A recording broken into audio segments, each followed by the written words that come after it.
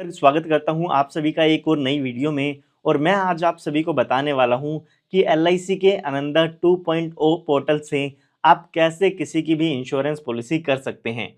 तो सबसे पहले आपको इस पेज पर आ जाना है। इस पेज का लिंक आपको इस वीडियो के डिस्क्रिप्शन बॉक्स में मिल जाएगा।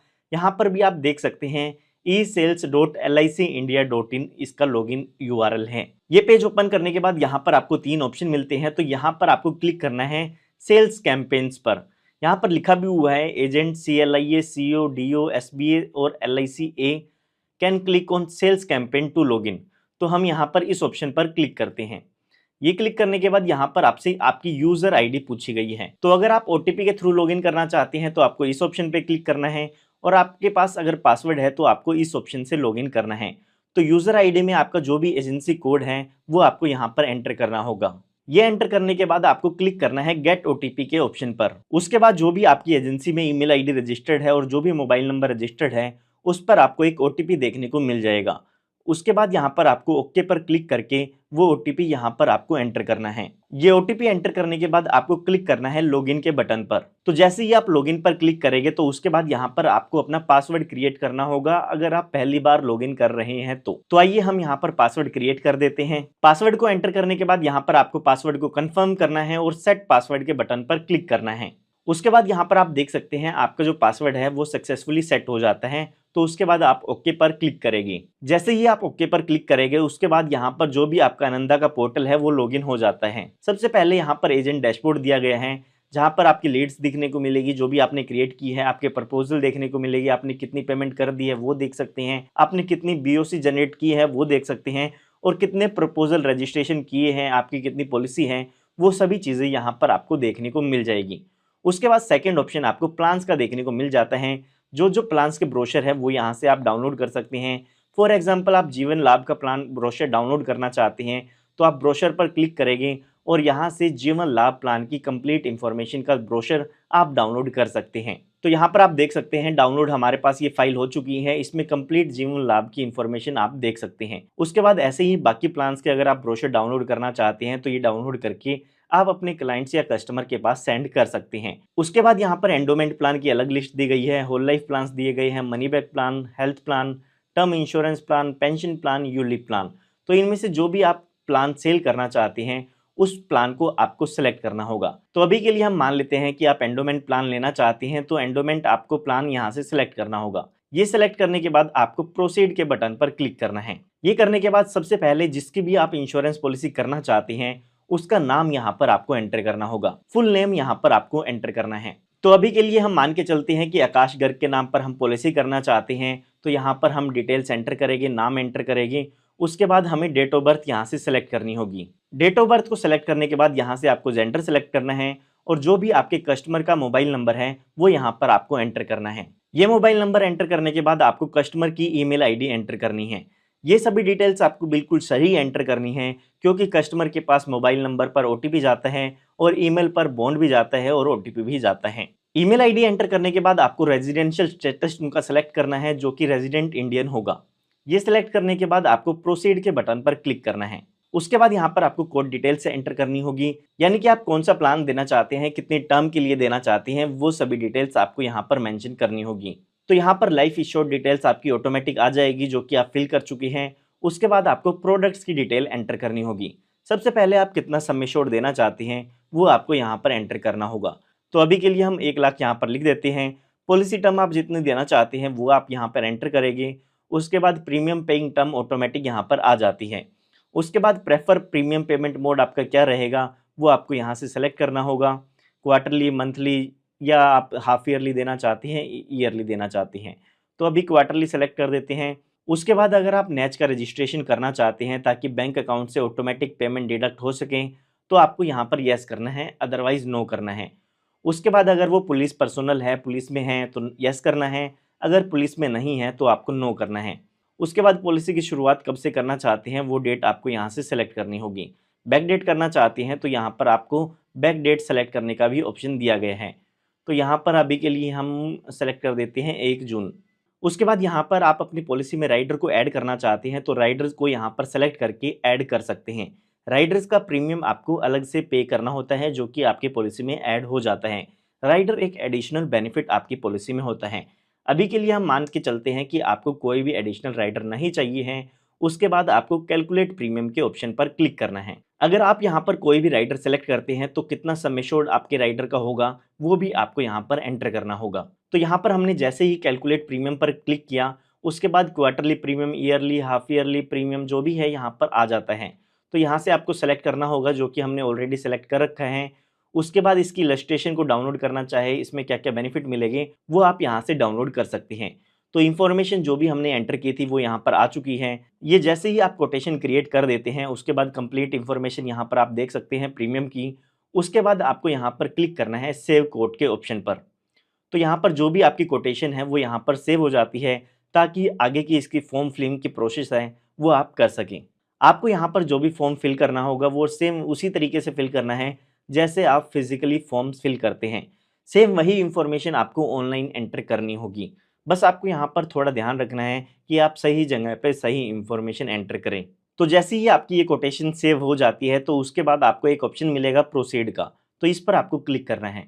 प्रोसीड पर क्लिक करने के बाद जो भी आपकी एजेंसी डिटेल्स है वो यहाँ पर आ जाती है, जो भी एजेंट की डिटेल होगी वो यहाँ पर आ जाएगी। आपकी सैटेलाइट ब्रांच कोड आपको पता है तो यहाँ से सेलेक्ट कर सकते हैं, अदरवाइज आपको प्रोसीड टू प्रपोजल पर क्लिक करना है।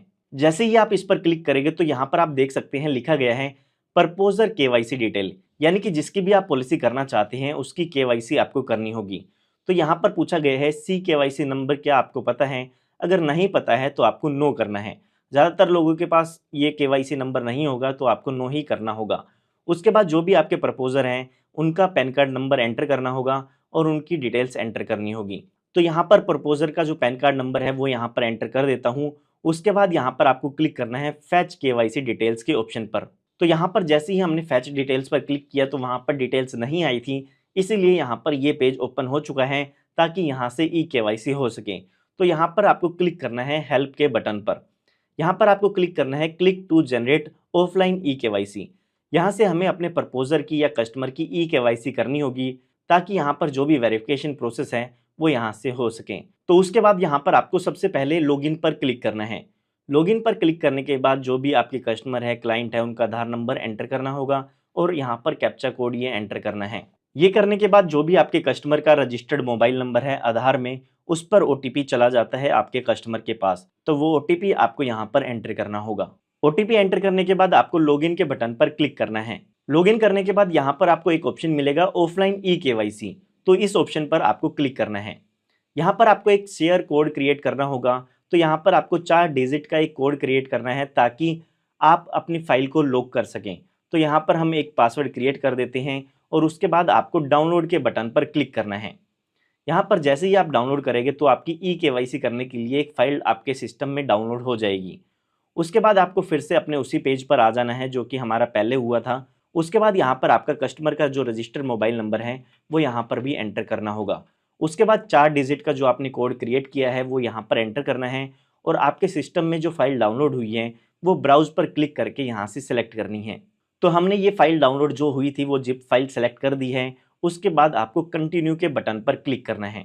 जैसे ही आप कंटिन्यू पर क्लिक करेंगे तो यहाँ पर जो केवाईसी प्रोसेस है आपके कस्टमर की, उसके लिए हम प्रोसेस आगे करेंगे। जैसे ही आप ये प्रोसेस करेंगे तो उसके बाद आपके कस्टमर के पास मैसेज चला जाता है कि आपकी ई केवाईसी करने के लिए जो डिटेल्स हैं वो यहाँ पर फैच कर ली गई हैं।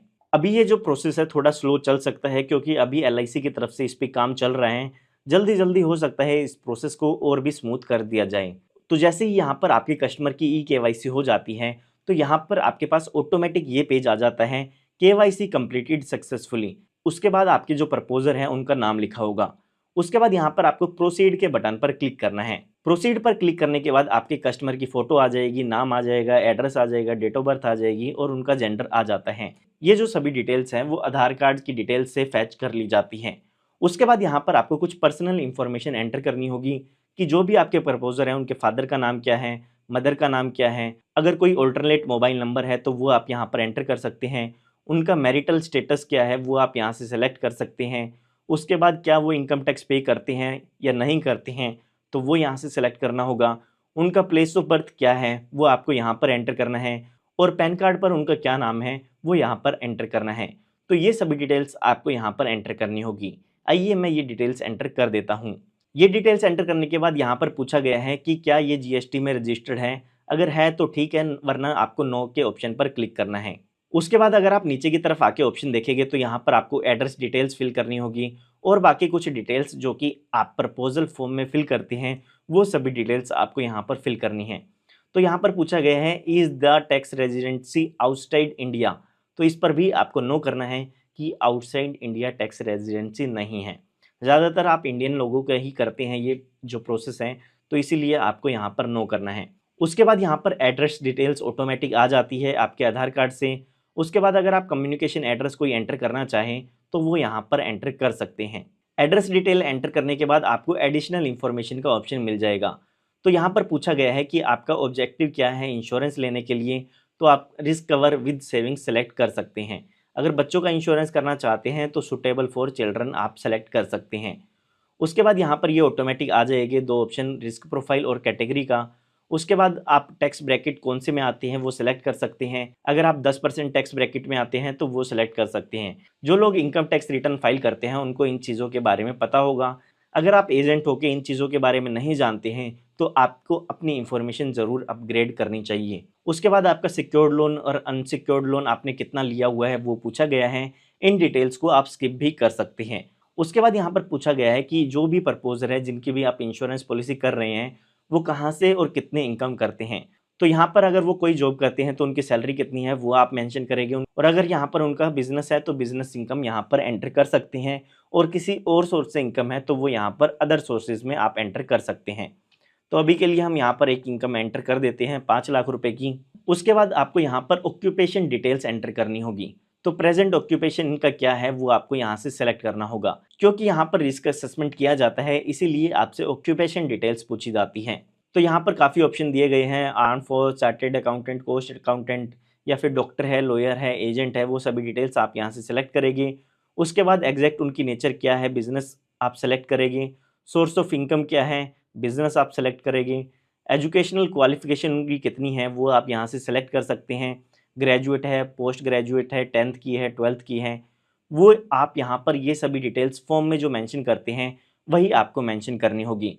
कितने साल से ये काम करते हैं, कितने महीने से ये काम करते हैं वो आपको एंटर करना होगा। एनुअल इनकम कितनी है उनकी वो आपको यहाँ पर एंटर करनी होगी। उसके बाद यहाँ पर पिछले साल की एनुअल इनकम कितनी थी वो आपको यहाँ पर एंटर करनी है। उसके बाद उससे पिछले साल की एनुअल इनकम कितनी थी वो आपको यहाँ पर एंटर करनी है। तो यहाँ पर 3 सालों की एनुअल इनकम यहाँ पर आपको ऐड करनी होगी। ये ऐड करने के बाद आपकी प्रीवियस पॉलिसी जो है उनकी डिटेल्स यहाँ पर पूछी गई है। अगर यहाँ पर आपके पास पॉलिसी नंबर है या आपकी कस्टमर आईडी है वो आप यहाँ पर मेंशन कर सकते हैं, ताकि ऑटोमेटिक जो आपकी प्रीवियस पॉलिसीज़ हैं उनकी डिटेल यहाँ पर आ सकें। या फिर आप ऐड LIC प्रीवियस पॉलिसी पर क्लिक करके भी अपनी पॉलिसी की पूरी इंफॉर्मेशन ऐड कर सकते हैं। अगर आपकी कोई प्रीवियस पॉलिसी है तो आपको ज़रूर अपनी प्रीवियस पॉलिसी की इंफॉर्मेशन ज़रूर देनी चाहिए, ताकि आपकी जो सभी पॉलिसीज़ है वो लिंक हो सकें और क्लेम के टाइम पर आपको किसी भी तरह का इशू ना हो। उसके बाद यहाँ पर आपसे आपकी फैमिली हिस्ट्री पूछी जाती है कि आपकी फैमिली में कौन कौन है, क्या वो जीवित हैं, क्या वो एक्सपायर हो चुके हैं। तो फादर अगर है तो लिविंग है या डेड हो चुकी हैं। तो यहाँ पर हम डेड सेलेक्ट कर देते हैं। उस टाइम उनकी एक्सपायर होने की एज कितनी थी वो यहाँ पर आपको एंटर करनी होगी, और डेथ का कोज यहाँ पर आपको एंटर करना होगा, यानी कि किस कारण से डेथ हुई है। तो ये डिटेल एंटर करने के बाद आपको मदर के बारे में एंटर करना होगा, लिविंग है या डेड है, और उनकी एज यहाँ से आपको एंटर करनी होगी। हेल्थ कैसी है, गुड है और बैड है, वो आपको यहाँ से सिलेक्ट करनी है। उसके बाद आपकी फैमिली में और भी कोई मेंबर है, आपके स्पाउस हैं, बच्चे हैं, तो ऐड मेंबर पर क्लिक करके वो डिटेल्स भी आप यहाँ से ऐड कर सकते हैं। उसके बाद यहाँ पर आपको अपनी बैंक डिटेल्स ऐड करनी होगी, ताकि कोई भी आपका मनी बैक आता है या कोई भी पेमेंट आती है तो वो डायरेक्टली आपके बैंक अकाउंट में ट्रांसफ़र की जा सके। तो यहाँ पर मैं ये सभी डिटेल्स एंटर कर देता हूँ। बैंक डिटेल्स को एंटर करने के बाद आपको यहाँ पर अगला ऑप्शन मिलेगा क्वेश्चनरी का। तो आइए इसे ओपन करते हैं। तो यहाँ से आपको कुछ ऑप्शन सेलेक्ट करने होंगे जो कि आपके प्रपोजर की हेल्थ से रिलेटेड होंगे। तो यहाँ पर ये सेम क्वेश्चन आंसर हैं जो कि आप फिजिकली फॉर्म में टाइप करते हैं या उनको सेलेक्ट करते हैं। तो यहाँ पर मैं आपको बता देता हूँ। सबसे पहले है पर्सनल हिस्ट्री। पूछा गया है कि आपके जो प्रपोजर है वो किसी हज़ार्ड एक्टिविटीज़ से रिलेटेड काम तो नहीं करते हैं, तो आपको इन सभी ऑप्शन पे नो कर देना है। उसके बाद यहाँ पर स्टेट ऑफ हेल्थ का ऑप्शन दिया गया है। उनकी हाइट कितनी है वो आपको यहाँ पर एंटर करनी है, और उनका वेट कितना है वो आपको यहाँ पर एंटर करना है। उसके बाद अभी उनकी हेल्थ कैसी है वो यहाँ से आपको सेलेक्ट करनी होगी। सेटलमेंट ऑप्शन आप देना चाहते हैं तो येस करना है, अदरवाइज़ नो करना है। प्रीवियस इंश्योरेंस की डिटेल्स यहाँ पर आपसे पूछी गई है कि क्या कोई प्रीवियस ऐसा इंश्योरेंस पॉलिसी तो नहीं थी जो विड्रॉ कर दी गई है, यानी कि आपको नहीं दिया गया है कोई इंश्योरेंस, या कोई इंश्योरेंस एक्स्ट्रा प्रीमियम लेके दिया गया है आपको, या फिर कोई कंडीशनल आपको इंश्योरेंस दिया गया है। तो इन सभी ऑप्शन पर नो आ जाएगा। उसके बाद मेडिकली हिस्ट्री पूछी गई है, तो इन सभी ऑप्शन पर भी नो आ जाएगा अगर आपके जो भी क्लाइंट हैं वो बिल्कुल ठीक हैं। उसके बाद यहाँ पर पूछा गया है एनी ऑपरेशन हुआ है, तो आपको नो करना है। अगर ऑपरेशन हुआ है तो उसकी डिटेल्स आप दे सकते हैं। तो ये सभी डिटेल्स पर नो आ जाएगा अगर आपके जो प्रपोजर है वो बिल्कुल फिट हैं। उसके बाद यहाँ पर फैमिली हिस्ट्री के बारे में पूछा गया है, तो इस पर भी नो आ जाएगा अगर उन्हें कोई भी प्रॉब्लम नहीं है। उसके बाद यहाँ पर हैबिट्स के बारे में पूछा गया है कि आपके प्रपोजर अल्कोहल ड्रिंक करते हैं, नार्कोटिक्स लेते हैं, या किसी भी तरह का ड्रग्स लेते हैं, या स्मोक करते हैं। तो इन सभी ऑप्शन पर नो आ जाता है और आपको प्रोसीड के बटन पर क्लिक करना है। अभी यहाँ पर हमने ये ऑप्शन सेलेक्ट नहीं किया था, तो इसलिए हमारी प्रोसेस नहीं हुई थी। तो यहाँ पर आपको टिक करना है ताकि कम्युनिकेशन एड्रेस और जो परमानेंट एड्रेस है वो आपका सेम हो सके। उसके बाद यहाँ पर आपको एरर देखने को मिलेगा, please fill previous policy details section for proposer. तो ओके पे हम क्लिक करेंगे। तो यहाँ पर अगर आपके पास कोई भी पॉलिसी नहीं है प्रीवियस की, तो आपको इस पर टिक करना है और यहाँ भी आपको टिक करना है। यहाँ पर ये डिक्लेरेशन हो जाती है कि आपकी कोई भी प्रीवियस पॉलिसी नहीं है। ये दोनों ऑप्शन हमने सही से सेलेक्ट नहीं किए थे, तो ये हमारा आगे प्रोसेस नहीं हुआ था। ये करने के बाद आपको प्रोसीड के बटन पर क्लिक करना है। जैसे ही आप प्रोसीड कर देंगे तो उसके बाद आपको नॉमिनी की इन्फॉर्मेशन एंटर करनी होगी। तो यहाँ पर नॉमिनी की इन्फॉर्मेशन हम एंटर कर देते हैं। जिसको भी आप नॉमिनी बनाना चाहते हैं उनका नाम एंटर करेंगे, उनकी एज एंटर करेंगे, उनका रिलेशन आप एंटर करेंगे कि मदर है, फादर है। उसके बाद कितना परसेंटेज आप शेयर देना चाहते हैं वो एंटर करेंगे। उसके बाद आपको ऐड के बटन पर क्लिक करना है और ये करने के बाद आपको क्लिक करना है सेव प्रपोजल पर। ये जो आपने प्रपोजल फॉर्म की इन्फॉर्मेशन है वो एंटर कर दी है। तो यहाँ पर आप देख सकते हैं आपकी जो एप्लीकेशन है वो सक्सेसफुली सेव हो चुकी है। ओके करने के बाद आपको प्रोसीड के बटन पर क्लिक करना है। ये करने के बाद यहाँ पर कहा गया है do you want to upload the document of the customer. तो यहाँ पर अगर कोई भी डॉक्यूमेंट की डिमांड होती है तो वो आपको यहाँ पर अपलोड करना होता है। तो यहाँ पर अभी कोई भी डॉक्यूमेंट की डिमांड नहीं है, तो हमें प्रोसीड के बटन पर क्लिक करना है। ये करने के बाद यहाँ पर पूछा गया है कि आप बीओसी से पेमेंट करना चाहते हैं या फिर आप ऑनलाइन पेमेंट करना चाहते हैं। तो यहाँ पर बीओसी से आप पेमेंट करना चाहते हैं तो पहले आप ऑनलाइन भी बीओसी क्रिएट कर सकते हैं या फिर ब्रांच से भी बीओसी क्रिएट कर सकते हैं। बीओसी का नंबर आपको यहाँ पर एंटर करना है और बीओसी की डेट एंटर करनी है। बीओसी जिनको नहीं पता है उनको बताना चाहूँगा कि आप ब्रांच में जाके बीओसी यहाँ पर ले सकते हैं, जिसके लिए आप प्रीमियम सबमिट करके और उसका बीओसी नंबर ले सकते हैं। तो अभी के लिए हम मान लेते हैं हम इसकी ऑनलाइन पेमेंट करना चाहते हैं, तो हमें क्लिक करना होगा ऑनलाइन पेमेंट के ऑप्शन पर। ऑनलाइन पेमेंट के ऑप्शन पर क्लिक करने के बाद हमें प्रोसीड के बटन पर क्लिक करना है। प्रोसीड के बटन पर क्लिक करने के बाद यहाँ पर आपको ACR फॉर्म देखने को मिल जाएगा जो कि आपको फिल करना होगा। तो यहाँ पर आपको इन तीनों ही ऑप्शन पर यस कर देना है, इनको आपको रीड कर लेना है। जब आप 2-4 पॉलिसी कर देंगे तो उसके बाद आसानी से ये प्रोसेस आप कर पाएंगे। उसके बाद पूछा गया है कि जो भी प्रपोजर है उनको आप कितने साल से जानते हैं, वो आप यहाँ पर एंटर करेंगे कितने साल से आप जानते हैं। पीरियड आप सेलेक्ट करेंगे कि कितने ईयर से जानते हैं, हमने 10 ईयर से लिख दिया है। उसके बाद यहाँ पर पूछा गया है कि क्या आप उनके रिलेशन में हैं, यस या नो में आपको आंसर करना है, तो अभी नो कर देते हैं। उसके बाद आपको इन क्वेश्चंस के आंसर देने होंगे। यहाँ पर पूछा गया है जो प्रपोजर हैं वो क्या ओवरसीज सिटीजन ऑफ इंडिया है, तो नो आएगा यहाँ पर। तो उसके बाद यहाँ पर पूछा गया है कि क्या वो पॉलिटिकल एक्सपोज पर्सन है, तो यहाँ पर भी नो आएगा। उसके बाद यहाँ पर पूछा गया है कि आपके जो प्रपोजर है वो टेररिस्ट एक्टिविटी में तो बिलोंग नहीं करते हैं, तो यहाँ पर यस करना है और उसके बाद यहाँ पर भी इस ऑप्शन पर आपको यस करना है। तो उसके बाद यहाँ पर फाइनेंशियल असेसमेंट में आपको कुछ नहीं करना है, ऑटोमेटिकली ये डिटेल्स आ जाती है। उसके बाद अगर आपने कोई इनकम प्रूफ दिया है तो वो यहाँ से आपको सेलेक्ट करना होगा। अभी हमने कोई प्रूफ नहीं दिया है तो यहाँ से कुछ भी सेलेक्ट नहीं करते हैं और उसके बाद आप इन ऑप्शंस को रीड करके यहाँ पर सेलेक्ट कर सकते हैं। ये सेम वही है जो कि आप एजेंट कॉन्फिडेंशियल रिपोर्ट में फिल करते हैं। तो ये सभी क्वेश्चन आंसर सेलेक्ट करने के बाद आपको इस पर टिक करना है और यहाँ पर आपको क्लिक करना है सेंड OTP के बटन पर। तो यहाँ पर जो भी आपकी एजेंसी में मोबाइल नंबर रजिस्टर है उस पर OTP आ जाता है, वो OTP आपको एंटर करना है और वेरीफाई OTP के बटन पर क्लिक करना है। तो उसके बाद यहाँ पर देख सकते हैं जो भी कस्टमर है उनकी ईमेल आईडी और उनके मोबाइल नंबर पर जो भी LIC की तरफ से हैं वो इंटीमेशन चला जाएगा या मेल चली जाती है। तो यहाँ पर उसके बाद जो भी आपके कस्टमर है उनको इस तरह की एक मेल देखने को मिल जाएगी जहाँ पर प्लान से रिलेटेड पूरी इन्फॉर्मेशन लिखी हुई होगी। उसके बाद आपके कस्टमर जो है उनको क्लिक करना है क्लिक टू व्यू प्रपोजल के ऑप्शन पर। जैसे ही वो इस पर क्लिक करेंगे तो उनको प्रीमियम की डिटेल्स देखने को मिल जाएगी और इनको यहाँ पर पेमेंट करनी होगी। तो यहाँ पर जो भी आपके कस्टमर है वो प्रपोजल फॉर्म को डाउनलोड भी कर सकते हैं और उसको एडिट भी कर सकते हैं। तो ये करने के बाद आपके प्रपोजल को क्लिक करना है सेंड ओटीपी के ऑप्शन पर।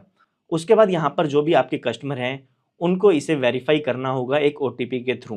तो उनके पास एक ओटीपी आ जाएगा, उनको ये एंटर करना है ओटीपी और वेरीफाई ओटीपी पर क्लिक करना है। कस्टमर की तरफ से भी ये वेरीफाई करना ज़रूरी है कि आपने जो भी डिटेल्स वो एंटर की है वो बिल्कुल सही एंटर की है।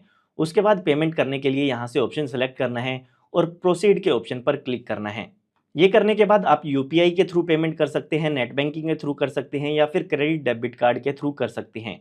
अभी के लिए हम मान के चलते हैं कि हम यूपीआई से पेमेंट करना चाहते हैं, तो यूपीआई आईडी एंटर करके या मोबाइल नंबर एंटर करके आइए हम इसकी पेमेंट कर देते हैं। तो यहाँ पर ये जो पेमेंट की प्रोसेस है वो आपको आपके कस्टमर के थ्रू करानी होगी ताकि जो इसकी इंश्योरेंस के प्रीमियम की पेमेंट है वो यहाँ पर हो सके। तो यहाँ पर आप देख सकते हैं मैंने इस टाइम के अंदर अंदर इसकी पेमेंट कर दी है, तो पेमेंट सक्सेसफुली का भी यहाँ पर मैसेज आ चुका है। उसके बाद यहाँ पर ऑटोमेटिक ये पेज रीडायरेक्ट हो जाएगा या फिर आप इस पर क्लिक भी कर सकते हैं। जैसे ही हम इस पर क्लिक करेंगे तो यहाँ पर दिखा देगा योर पेमेंट इज सक्सेसफुल। तो यहाँ पर जो भी आपके प्रपोजर हैं या जिनकी भी आप इंश्योरेंस पॉलिसी करना चाहते थे उनकी तरफ से इसकी प्रोसेस कंप्लीट हो चुकी है। उसके बाद ये जो पेमेंट की कंफर्मेशन है वो आपके कस्टमर की ईमेल पर आ जाती है। तो यहाँ पर पेमेंट करने के बाद कस्टमर के पास आप देख सकते हैं मेल आ चुकी है कि उनका प्रपोजल नंबर ये है और उनको एक वीडियो एमईआर करना होगा ताकि उनका जो ये प्रपोजल है या जो भी इंश्योरेंस पॉलिसी है वो कंप्लीट की जा सके। कस्टमर की तरफ से प्रोसेस कंप्लीट हो जाती है तो हम यहाँ पर फिर से अपने होम पेज पर आ जाते हैं। उसके बाद यहाँ पर हमें ऑप्शन दिया गया है प्रपोजल ट्रैकिंग का, तो इस पर हम क्लिक करते हैं। यहाँ पर हमें अपनी एक्सेस आईडी एंटर करनी होगी जो भी हमारे प्रपोजर की थी। तो एक्सेस आईडी है जब आप फॉर्म फिल करते हैं उसी टाइम आपको मिल जाती है या फिर आपके कस्टमर की मेल पर भी एक्सेस आईडी आ जाती है। तो वो एक्सेस आईडी आपको यहाँ पर एंटर करनी होगी प्रपोजल ट्रैकिंग के ऑप्शन पर। यहाँ पर आप ये एक्सेस आईडी एंटर करेंगे और ट्रैक के ऑप्शन पर क्लिक करेंगे।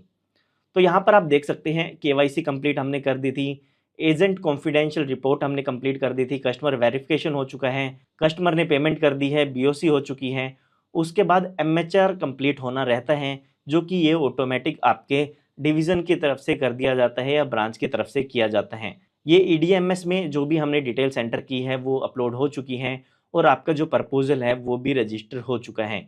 उसके बाद जो भी पॉलिसी इशू है वो होनी बाकी रहती हैं।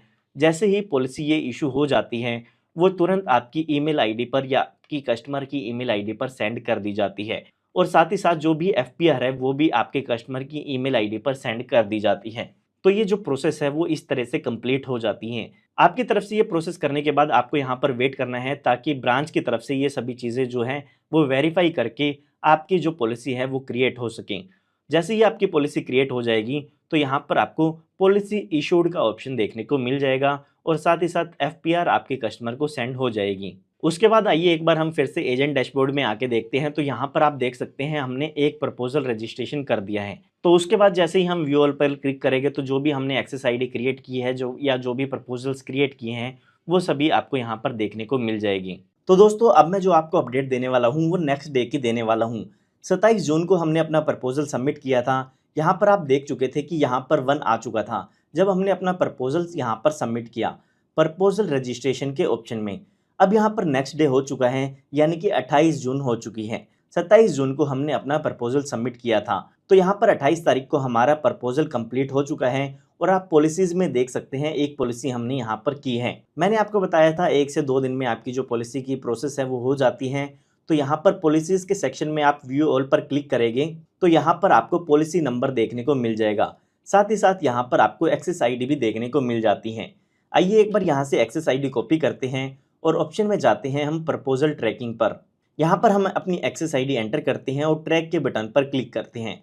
तो यहाँ पर आप देख सकते हैं पॉलिसी भी इशू हो चुकी है और एफपीआर भी कस्टमर के पास सेंड कर दी गई है। आइए एक बार कस्टमर के पास देखते हैं कि किस तरह की मेल आई है। तो यहाँ पर आपके कस्टमर को इस तरह की एक मेल देखने को मिल जाती है जहाँ पर लिखा होता है कॉन्ग्रेचुलेशन, जो भी आपकी एक्सेस आईडी थी उसको पॉलिसी नंबर में कन्वर्ट कर दिया गया है। साथ ही साथ जो भी आपकी फर्स्ट प्रीमियम रिसिप्ट है वो अटैचमेंट में आपको सेंड कर दी गई है। यानी कि जो आपकी एफबीआर है वो आपको अटैचमेंट में दी गई है, वहाँ से आप इसको डाउनलोड कर सकते हैं या प्रिंट भी करा सकते हैं। उसके बाद यहाँ पर लिखा गया है कि जो भी आपका ई पॉलिसी बॉन्ड है वो आपकी ईमेल आईडी पर भेज दिया जाएगा। साथ ही साथ जो फिजिकल बॉन्ड है वो भी स्पीड पोस्ट के द्वारा आपको जल्दी आपके एड्रेस पर भेज दिया जाएगा। साथ ही साथ यहाँ पर अगर आप प्रपोजल फॉर्म को डाउनलोड करना चाहती हैं तो इस ऑप्शन से डाउनलोड कर सकते हैं। ये जो मैंने आपको मेल दिखाई है वो आपके कस्टमर को मिल जाती हैं। साथ ही साथ अगर आप एक एजेंट है तो आपके पास भी LIC की तरफ से मैसेज आ जाएगा कि आपका जो भी ये प्रपोजल था वो कंप्लीट हो चुका है। यहाँ पर अगर आप क्लिक करते हैं तो यहाँ से आप ये अपनी FPR को डाउनलोड भी कर सकते हैं। तो मैं उम्मीद करता हूँ कि आपको इससे कंप्लीट प्रोसेस समझ में आ गई होगी कि कैसे आप आनंदा से पॉलिसी कर सकते हैं। तो यहाँ पर मैं उम्मीद करता हूँ कि आनंदा 2.0 की मदद से आप भी अपने कस्टमर की पॉलिसी को ऑनलाइन ही घर बैठे कर सकते हैं। तो यहाँ पर आपने इस प्रोसेस में देखा कि कस्टमर को एक बार OTP तब देना होगा जब उसने एक eKYC की, और दूसरा OTP तब देना था जब उन्होंने पेमेंट की या जब उन्होंने वेरिफिकेशन की। तो मैं उम्मीद करता हूँ इस तरीके से आप भी अपने कस्टमर की पॉलिसी कर पाएगी। इस तरह की लेटेस्ट वीडियोस मैं आप सभी के लिए लाता रहता हूँ। अगर आप ऐसे ही वीडियोस चाहते हैं तो आप हमारे चैनल को सब्सक्राइब कर सकते हैं। अगर आपको इससे रिलेटेड कोई भी डाउट है तो वो आप कमेंट में मुझसे पूछ सकते हैं। जल्दी से जल्दी मैं उसका रिप्लाई करने की कोशिश करूँगा। जैसे ही मुझे आनंद से रिलेटेड कोई भी और अपडेट मिलती है तो उसकी अपडेट भी आपको इस चैनल पर ज़रूर मिलेगी। तो मिलता हूँ आप सभी को एक नई और एक्साइटिंग वीडियो के साथ। तब तक के लिए आप सभी को goodbye and take care.